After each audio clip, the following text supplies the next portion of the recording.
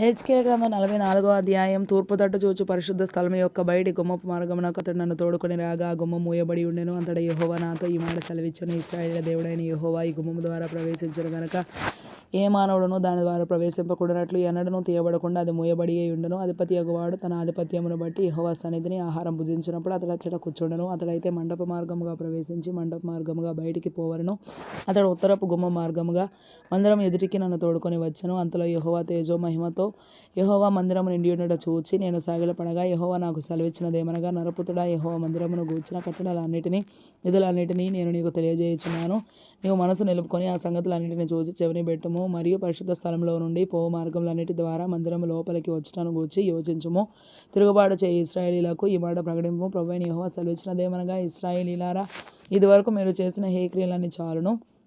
ఆహారమును, క్రొవ్వును, రక్తమును మీరు నాకు అర్పించినప్పుడు నా పరిశుద్ధ స్థలములో ఉండి దానిని అపవిత్రపరచునట్లు హృదయమందును శరీరమందును సున్నతి లేని అనులను దానిలోనికి మీరు తోడుకొని రాగా, వారు మీ హేక్రియలన్నిటిని ఆధారము చేసుకొని నా నిబంధనను భంగపరచిరి. నేను మీకు అప్పగించిన నా పరిశుద్ధమైన వస్తువులను మీరు కాపాడక వారు కాపాడవలనని మీకు మారుగా అన్యులను ఉంచితిరి. కాబట్టి ప్రభువైన యెహోవా సెలవిచ్చినదేమనగా, హృదయమందును శరీరమందును సున్నతి లేని అనులై ఉండి ఇశ్రాయేలీయుల మధ్య నివసించు వారిలో ఎవడనూ నా పరిశుద్ధ స్థలంలో ప్రవేశింపకూడదు.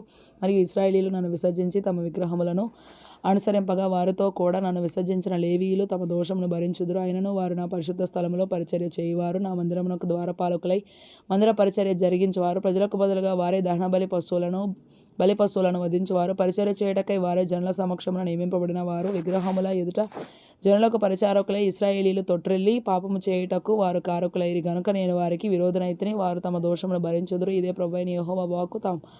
తమ అవమానమును తాము చేసిన హేక్రియలకు రావలసిన శిక్షను వారు అనుభవించుదురు. వారు యాజకత్వము జరిగించుటకై నా సన్నిధికి రాకూడదు. పరిశుద్ధ వస్తువులను గాని అతి పరిశుద్ధ వస్తువులను గాని ముట్టకూడదు.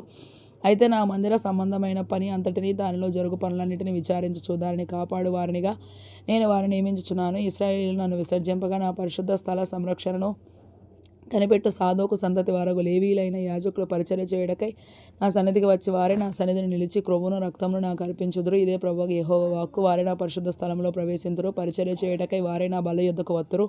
వారే నేను అప్పగించిన దానిని కాపాడుదురు. ఇదే ప్రభువు యెహోవా వాక్కు. వారు లోపటి ఆవరణపు గుమ్మములలోనికి వచ్చినప్పుడు జనపనార బట్టలు ధరించుకొనవలెను. లోపటి ఆవరణపు గుమ్మముల ద్వారా వారు మందిరమున ప్రవేశించి పరిచర్య చేయనప్పుడెల్లా బొచ్చు చేత చేసిన బట్టలు వారు ధరింపకూడదు. అవిసెనార పాగాలు ధరించుకొని నడుములకు జనపనార బట్ట కట్టుకొనవలెను. చెమట పుట్టించినది ఏదైనను వారు ధరింపకూడదు. బయటి ఆవరణములోనికి జనుల యొద్దకు వారు వెళ్ళినప్పుడు తమ ప్రతిష్ఠిత వస్త్రములను తీయక పోవుట చేత జనులను ప్రతిష్ఠింపకుండునట్లు తమ పరిచర్య సంబంధమైన వస్త్రములను తీసి ప్రతిష్ఠితముల గదులలో వాటిని ఉంచి వేరు బట్టలు ధరింపవలను. మరియు వారు తమ తలలో క్షౌరము చేయించుకొనకూడదు. తల వెంట్రుకలు పెరగనీయక కత్తెరతో మాత్రం వాటిని కత్తిరింపవలను. లోపటి ఆవరణంలో చొచ్చినప్పుడు ఏ యాజకుడును ద్రాక్షారసము పానము చేయకూడదు. వారు విధవరాండ్రనైనను విడవబడిన దానినైనను పెళ్లి చేసుకొనకూడదు గాని ఇశ్రాయేలీయుల సంతతి వారకు కన్యలనైనను యాజకులకు భార్యలై విధవరాండ్రుగానున్న వారినైనను చేసుకొనవచ్చును. ప్రతిష్ఠితమైనదేదో ప్రతిష్ఠితము కానిదేదో పవిత్రమైనదేదో అపవిత్రమైనదేదో కనుగొనుటకు వారు నా జనులకు నేర్పునట్లు జనులు వ్యాజ్యమాడునప్పుడు నా విధులను బట్టి వారికి తీర్పు తీర్చుటకై వారు తీర్పరులుగా నియమింపబడుదురు. నేను నియమించిన విధులను బట్టి కట్టడలను బట్టి నా నియామక కాలములను జరుపుదురు. నా విశ్రాంతి దినములను ఆచరించుదురు. తండ్రిదియు తల్లిదియు కుమారునిదియు కుమార్తెదియు సహోదరునిదియు పెండ్లి కాని సహోదరిదియు శవమును బట్టి అంటుపడవచ్చును.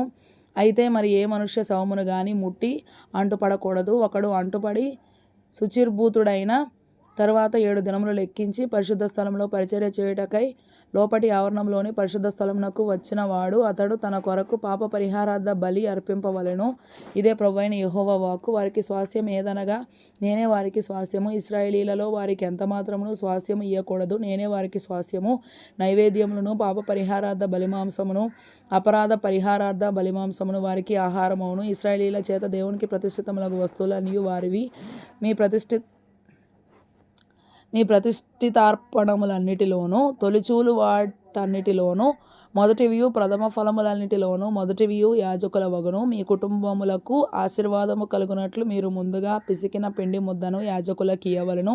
పక్షులలోనూ పశువులలోనూ తనకు తాను చచ్చిన దానిని గాని చీల్చబడిన దానిని గాని యాజకులు భుజింపకూడదు.